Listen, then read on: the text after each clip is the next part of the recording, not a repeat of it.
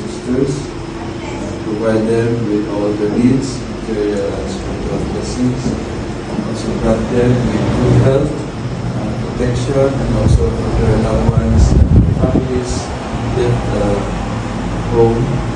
And we ask you to bless all the people who will come to this monastery, that we will also shower upon them manifold blessings of the good health and protection. And Lord, we ask you to bless this food that we are about to share.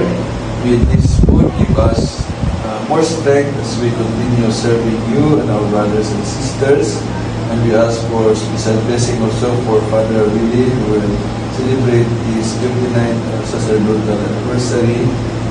Provide him also with all his needs, and especially good health and guidance and more strength to serve the vineyard of the Lord. This we ask through Christ our Lord. Amen. In the name of the Father, the Son, and the Holy Spirit.